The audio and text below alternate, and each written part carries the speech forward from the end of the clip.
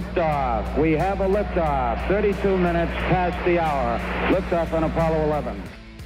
Welcome to the Go Use Australia podcast. It's the podcast for Australian shooters who just want the political interference taken out of shooting. So welcome to another episode of Gun News Australia, brought to you by Politics Reloaded and Gun Traders Australia, joined again by Sean Fraser. Good morning. How you doing? Good morning, Neil. Another, almost chilly Sunday morning here in Brisbane. We're not even sure what chilly means, but we haven't seen the sunshine for 3 months. It's just been raining almost every weekend. So today we've got a small number of things to work through. I'm going to open up the batting by, I guess, thanking our viewers for their response to the last episode I put out, which was to do with the Freedom of Information request that went through New South Wales Police in relation to the what I call the National Firearms Policy Working Group. The viewership of that was incredible, certainly in the first 24 hours, which I think tells you something about what shooters are still very concerned about. Yeah, and shooters don't. We're a fairly accommodating bunch. We just want to see someone actually doing something, and certainly you're doing that, Neil.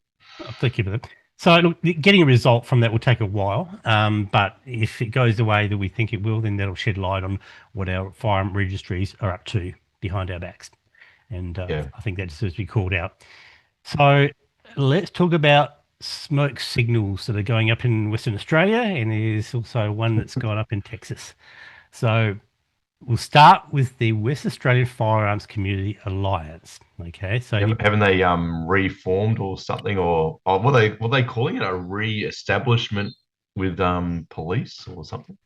Yeah, they are talking about the establishment of a firearms working group with the police minister over there, Reece Whitby. So what happened to the old one? Did the police just ignore them, or?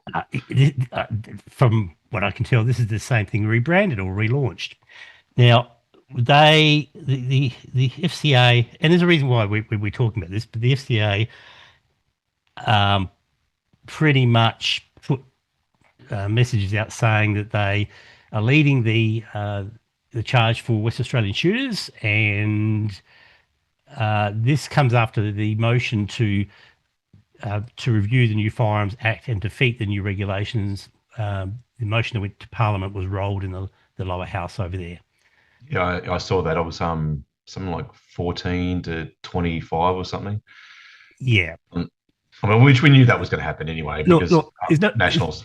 It's going to happen, but it was a public test for the what the new police minister's like, because there's been, I think, rays of hope that he would be a different beast to Papali or Papaliab, but he's not. He comes from the same mould, and I've heard things about his background there. So my advice to the FCA is you're recycling the same message that you did a couple of years ago about having key to the minister's office, the front door. But no, I think this is really just recycling, and please just don't turn up to those meetings and for the sandwiches. No, well. Okay, so we're now, the reason why I talk about this is because I guess there is some good news out for shooters in WA, and some of you may have heard about the creation of, it's currently called the WA Recreational Association. Now, this is the GoFundMe page which has been established, and this has been established by a group of 4 people. Steve Harrison from Shooters Union WA, who was very much tied up with the WA gun rally, which I'll come back to in a sec. Louise Kingston, the former Upper House member, who spoke very well on shooting issues. There's Mark Ellis from Mark and Sam, and there's a 4th person I don't know anything about. But the idea, so they're creating a new association, and that's what it's called, a WA Recreational Association Fight for Rights. And there's current moves to see if they can come up with a better name, and they're seeking feedback on that. Well, $93,000 plus in, what's that? Is that 2 weeks or 1 week they've been doing it? A couple of weeks. That's not a bad effort in 2 weeks. The aim is of this association they want to raise $250,000, and then they can move forward on their plans. If they don't raise that money, then they're going to refund people. Now, what is it they're going to do? I'm reading from the GoFundMe page, and if you read the detail of what's on their page, and the links up on the screen now, their aim is to hold the government to account on firearm laws. They are going to focus on legislation, specifically the new Act. And I don't know if it was Mark or someone else who actually said that one of their key tactics will be to support good policy and fight bad policy. Okay, in WA. Now, okay, but there might be big words, but the way this was put together, to me, makes it sound like this is a political organisation. No, it's a shooters' rights political organisation. What else do you call it? Glad you said that, because what they're writing has similarities to some of the state-based gun right organisations in the US, that they exist to fight, and they're not taking sides on this. They're not going pro Labor, pro Liberal, or anything. That they will go after anything that's good and bad appropriately. Yeah, this is a fight against the current ridiculous Western Australian gun laws. It doesn't matter who wrote them at the stage. It's really irrelevant whether they came from Labor, Nationals, or Liberal at this stage. These are the laws that WA have, and some of them are completely unworkable, aka the medical certificate. And so, they've got to fight against it. Absolutely. And so West Australian shooters, this is the opportunity that they have to back an organisation that's dedicated to that fight. Okay, that's what they need. Okay, so it's all very well for others to say, we fight for shooters and all that sort of stuff, but no, this is being created out of the heart. These are people who are passionate and have been passionate about what's been happening over there for a while. As I said, there's a couple of people here who were tied up with the gun rally. There's Steve Harrison, who basically ran the show over there. There's Louise Kingston, who was one of the speakers, and Mark Else also spoke about it well on his podcast. So I think in my view, there's a bit of a mismatch between what is they're doing and the name they've chosen.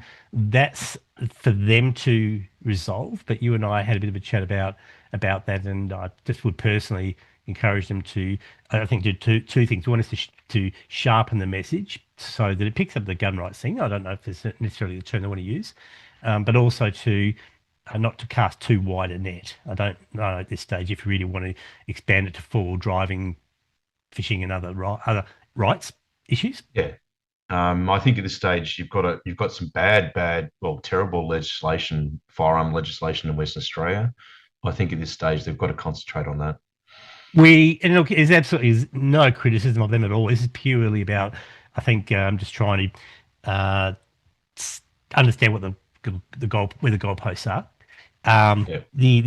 Just to draw a parallel on that, when the WA gun rally was organised, that is Steve and I and a couple of others, we had those discussions. We talked about whether it needs to be broader than just guns and other rights, but we decided no.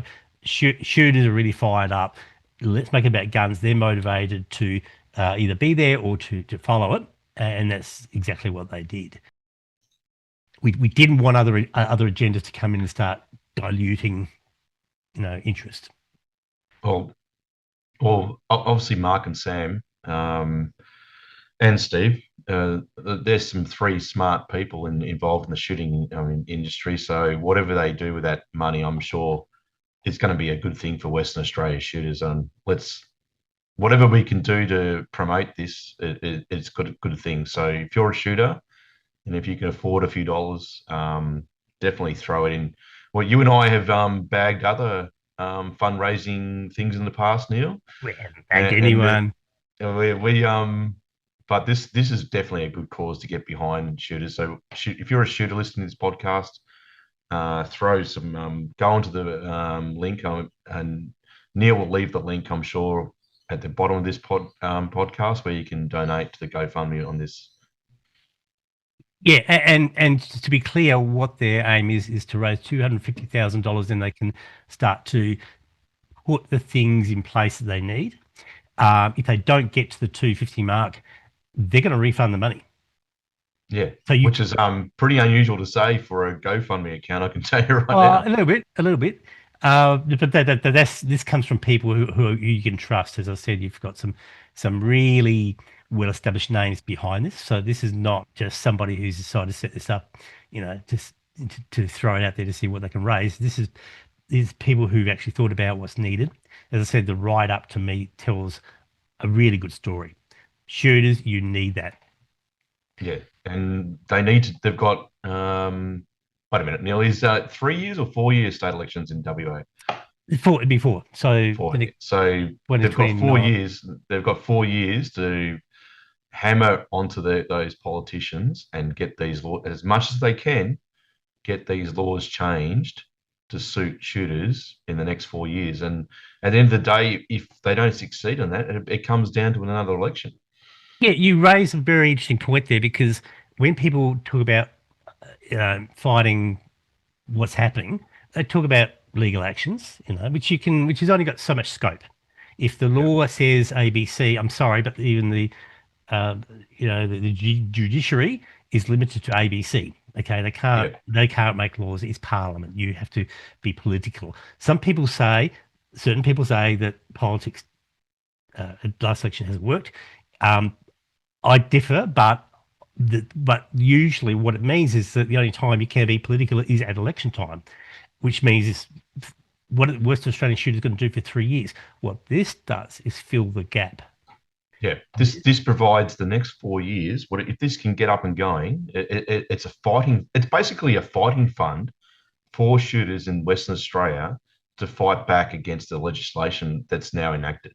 And what it means is they can start delivering pain to our political detractors now. And believe me, they will start to do the numbers when they realise, 3-4 years out from the next election, they're starting to really give us a hard time.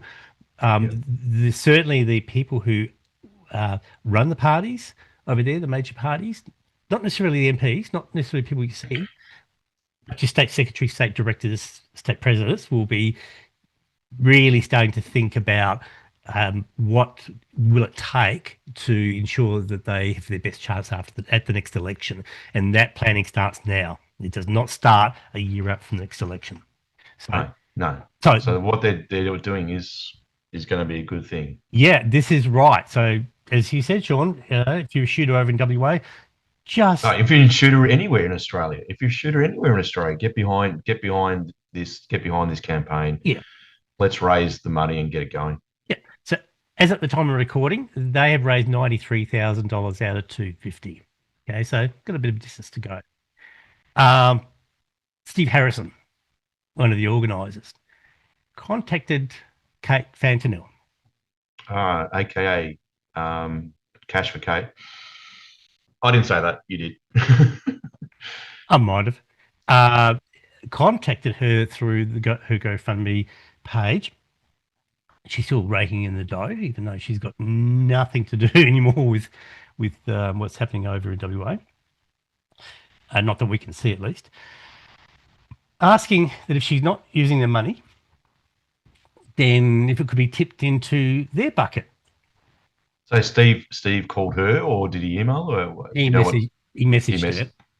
So, which makes sense, because it was raised to help WA shooters who are losing their guns. They've got the ranges, some of the ranges being closed, and they've put their hard-earned money in. Well, that's what they donated for. To put a stop to it, it would be logical, very logical, if they got together and she supported this group, which has in terms of their transparency and having clean noses, they tick those boxes. And in fact, he said he would even continue the good fight using the law firm that she had engaged. Right. So you add the 176 to 93 and you're over the 250. So it would be a win-win, and it would mean this thing can go ahead. Yeah. Well, now. Yeah. Now, a couple of things that I'll say about one thing I observed at the time, and also the fact that Kate has responded to that. Let me guess. It was a negative. She gave them the middle finger. Right. In a recent Who could podcast, have guessed? she really gave no reasons for it, but she Right. gave them the middle finger. And Did what was their opinion on Mark and Sam's new effort? I don't think she mentioned that. Yeah. But instead, she's been busy, doing other things like interviewing a ukulele playing Yank, whose name What? is Toad. Right. So So how is he going to help in Western Australia's gun rights? I was just going to say that. So anyway, so again, if you are a shooter, WA, you've experienced these things. You're finding the savage new fees that you're being hit with. Get behind the group. As I said, the links in the description to this. Yeah, I've heard Neil, I've heard rumours that the government was saying that the new medical certificate checks, well, were going to cost $300 or $400 because it's not Medicare funded. But I'm hearing people saying it's costing them $1,200 to go get that medical check because it's not Medicare funded. And that's big money. Yeah, And that's if you can find a doctor who will do it in the first place. there's been quite a lot said about that online, and you're right, because the form itself that has to be filled in is quite big. So it means that a doctor is going to have to review most of it and then do. Yeah, it's not a four question tick and flick. No. It's a big form, and so yeah, it's going to cost money. It's not Medicare rebated, as you said, and you know. And 80% of doctors are refusing to do it, apparently. Yeah, and look, this is one of the reasons why, if you're over there, or as you said, any shooter who does not want to see this come into effect in other states, territories, why chip in $50? Yeah, definitely. 100, whatever. Again, I just want to emphasise that this is not our show. They didn't ask for our opinion, and I appreciate it's hard to come up with a name and stitch these things together, but that's just I think observations that you and I had, because it was obviously something that we need to have a bit of a chat about, which we did. Yep. So show your support for shooting with our mouse pads, which feature pistol, rifle and shotgun shooting, and they come in two sizes. There's a regular size, which is 205 by 145, and the new large size, which is 230 by 190mm. And they can be yours for $20 for the regular size, or $25 for the large, or $7 and $12 if you're a supporter of Politics Reloaded. So to get yours, just drop us a line with the size you want and the delivery address to editor@politicsreloaded.com, or use the QR code on the screen. I think the last couple of things, one of the last things which I want to cover. We recently had the Victorian state budget handed down. Let me guess, it was pretty bad for shooters. They stripped everything out of it that related to shooting. Right. Except for what? Yeah, that's one thing. So just to recap, why I'm mentioning this is because when the Andrews government pulled Victoria out of the 2026 Commonwealth Games, the government made a very clear commitment that it was going to proceed with developing the facilities as a legacy for the community. So whilst let me guess, that's sort of gone by the wastebasket. Well, there's at least one major shooting facility, and I did an interview on this a little while ago. The link is up on the top of the screen. I interviewed an organisation that was the right organisation for the government to speak with, and basically the government pulled the facility. Then I think they realised they made a mistake, but they're not going to fix it. The state budget makes zero provision for that or any other shooting program, which is a bit of a first in Victoria. So what about current existing programs where I know the Victorian government, like for instance, supports duck hunting? They give money to the GMA, or they have been, or they pulled that as well? I haven't checked the GMA. That's not, but there's been no announcement on that. So I think the assumption is that continues until the settings change. So that is very disappointing to see that come from the Allen government. But they did make provision for $9 million for the National Firearms Registry. Oh, of course they did. What about the the range grants program that's been running in Victoria for many years. That started its life as being work on a multidiscipline shooting facility in Victoria that Yep. was canned by the Baillieu Liberal government back in the early 2010s. Yep. But the money was then, there's a particular guy I worked alongside who was able to get the money and have it reallocated.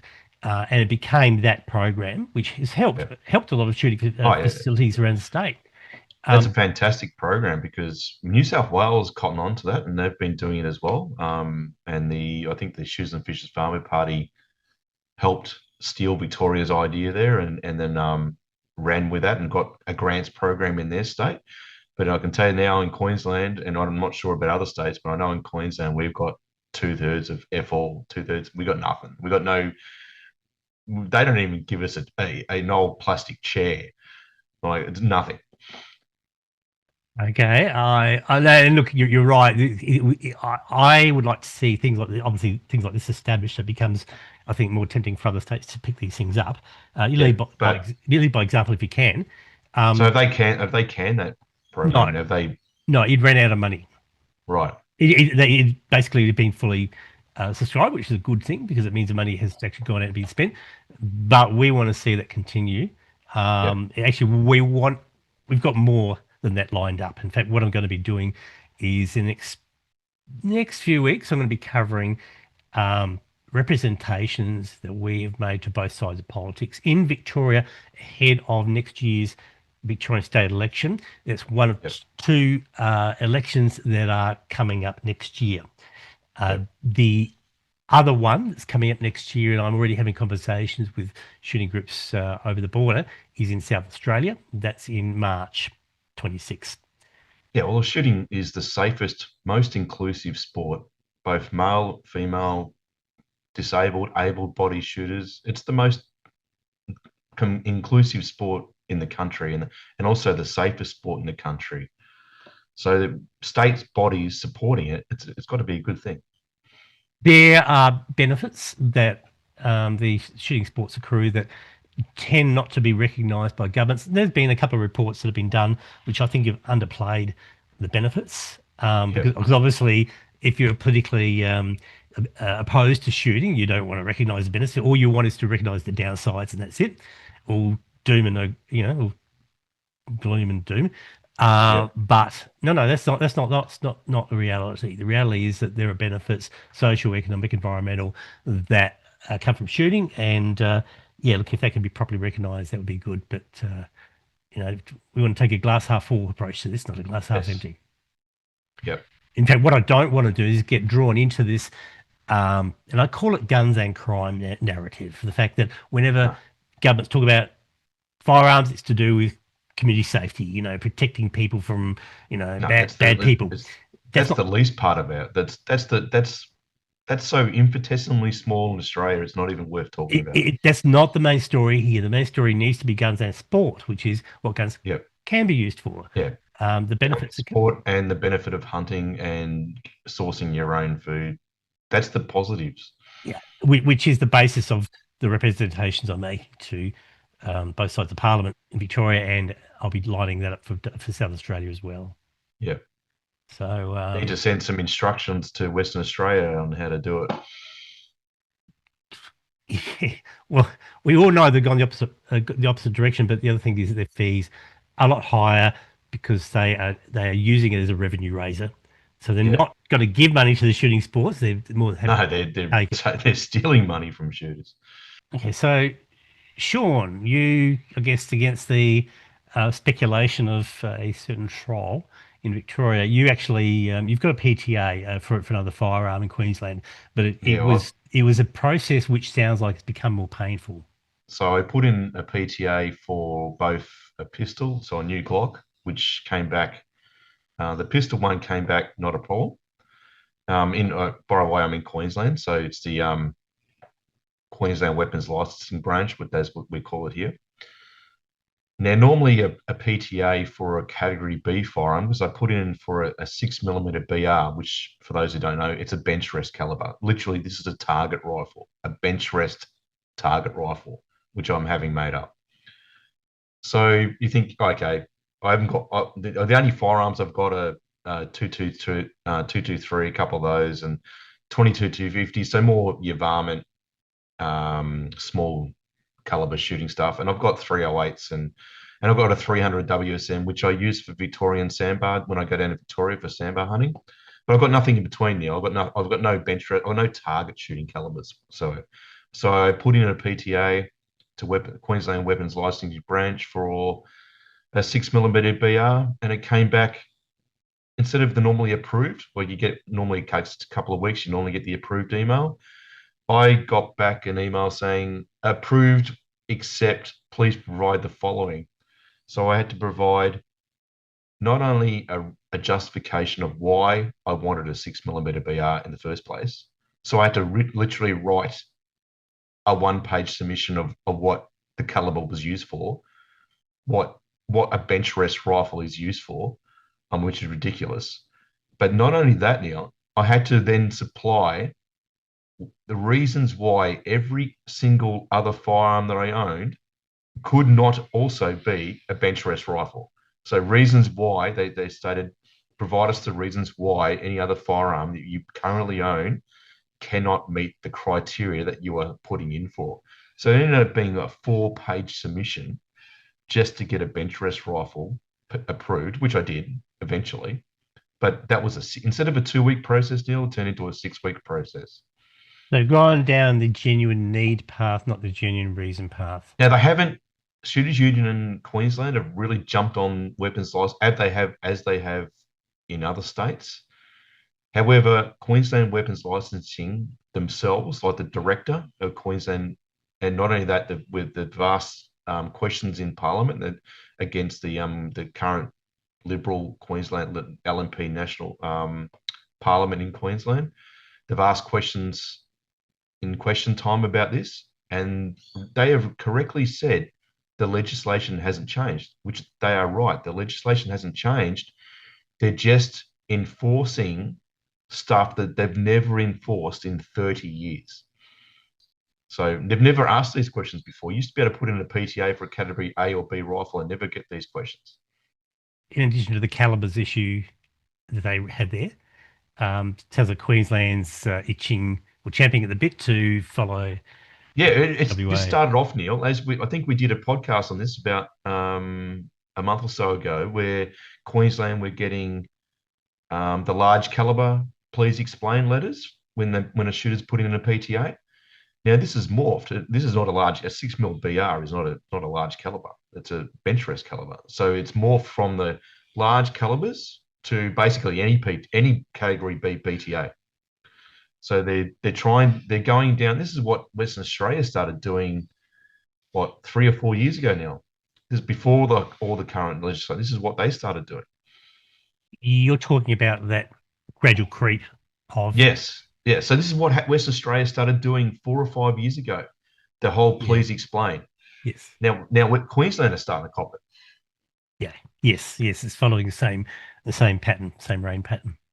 You mentioned the Shooters Union. It's very, very preliminary, but I've started having chats with SUA about National Gun Conference Mark II, because that will follow. I mean, Western Australia has given us a very clear sort of a script to work to, and what not to do. Yeah, we really want to shine the light on that. There's been a couple of other developments around the place which will feed into that. So whether the National Gun Conference this year follows exactly the same pathway or not, don't know, but it will be bigger and better because that's what it's going to be. And things like that in Queensland, and the form, the application form in Tasmania, and you've got the ammo restrictions in Northern Territory, and you've got the way that guns are being reclassified in Victoria, blah, blah, blah. There's a lot happening around the place, and we really need to try to, if we can, put a bit of a line around that. Well, the last thing, though, however, Neil, we want a national way of fighting this, but the last thing we want is national gun laws, because you know what will happen if they do national gun laws. They'll go, let's pick Western Australia, and that can do national. No thanks. It works in that field, which is why I've done the FOI on the Firearms Policy Work Group. federally, which is the registries to get together. So, okay, we'll keep going down that path and report back. So as a final thing, I will pick up my ukulele, and I will, I guess one last push really, encourage shooters. You've heard pretty much everything about, obviously you know about WA, but what you can do to back the WA Recreational Association, or whatever it's going to be called, that Mark and Sam has promoted. So if you haven't actually seen it, go to Mark and Sam's YouTube page and have a look, and you'll find out about the association. It was posted a couple of weeks ago, 2 or 3 weeks ago. Yep, I think 2 weeks ago. Yep. Definitely worth watching, and you'll get a feel for what is it actually going to do, regardless of whatever you want to call it. And that's definitely something to back. Yeah, chip in whatever you can. So, because as I was just explained, it's not just Western Australia who are having some problems. It's spreading. Yeah, if this becomes a template for moving to other states, that'll be a fantastic thing to see. We've just not seen that yet. Okay, all right, sure, Fraser. Look, thank you again for your time. Yeah, I'll have a good rest of your weekend, Neil, and speak to you soon. Okay, thank you indeed. See you later. Well, I hope you enjoyed this episode of Gun News Australia.